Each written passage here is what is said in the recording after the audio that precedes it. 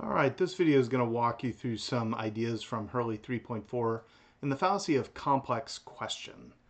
And, this fallacy, when I think about it, I start thinking about all these videos that I've done for you and for our class. And I don't know, I just get really, really irritated. I just get this feeling that you don't care about. I get the feeling that you and the rest of the students in this class, they just don't care about this class. I get the feeling that, well, I guess here's my question. Why don't you care about this class?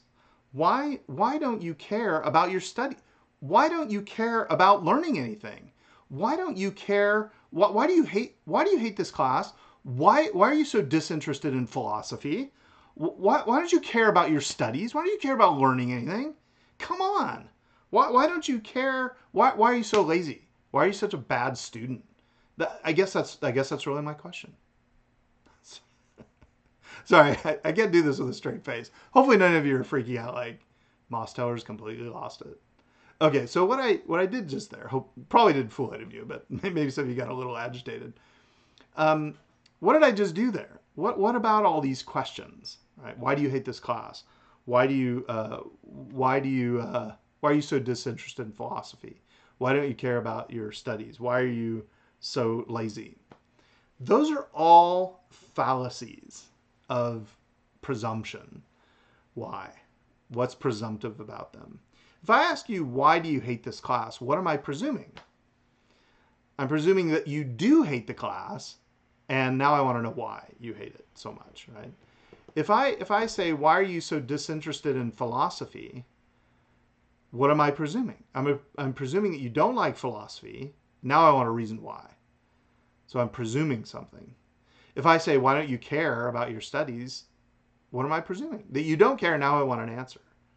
Why are you so lazy? I'm assuming that you're lazy, and now I'm looking for a reason why. Those are all presumptive questions. These are complex questions. A complex question is a fallacy that's committed when a single question is really two or more questions combined, looking for a single answer that's then applied to both questions. So this little bear here, what's wrong with you? How is this question, what's wrong with you, presumptive? What does it presume? It presumes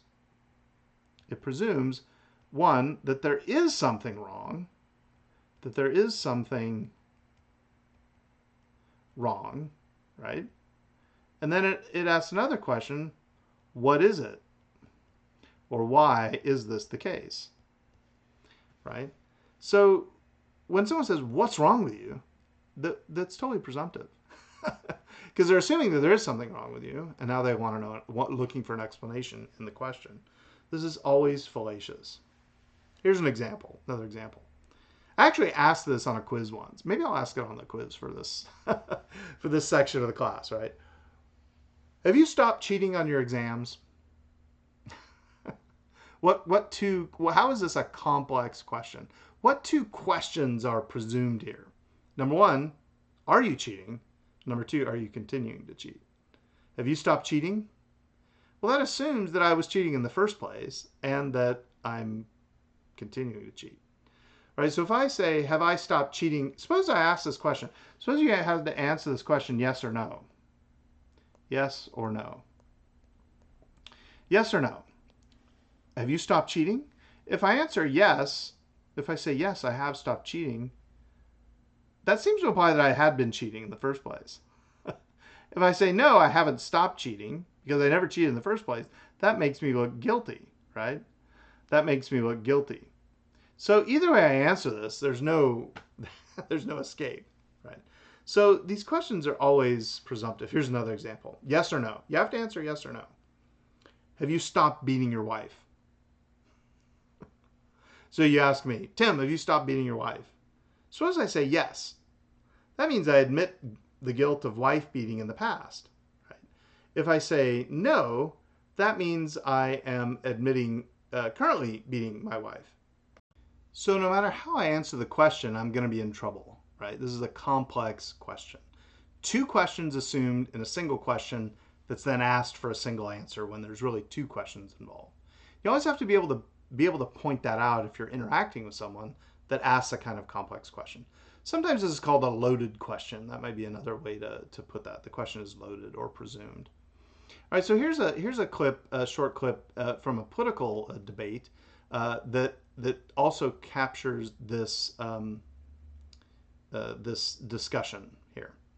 Okay, so let's see if we can get this dialed in here. All right, let me go ahead and play this for you.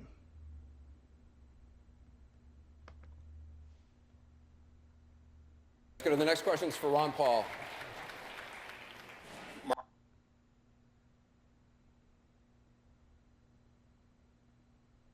Mark Strauss, Davenport, Iowa. This question is for Ron Paul. Mr. Paul, I think we both know that the Republican Party is never going to give you the nomination. But I'm hoping that you're crazy like a fox like that, and you're using this exposure to propel yourself into an independent run. My question is for Ron Paul. Mr. Paul, are you going to let America down by not running as an independent? Thank you.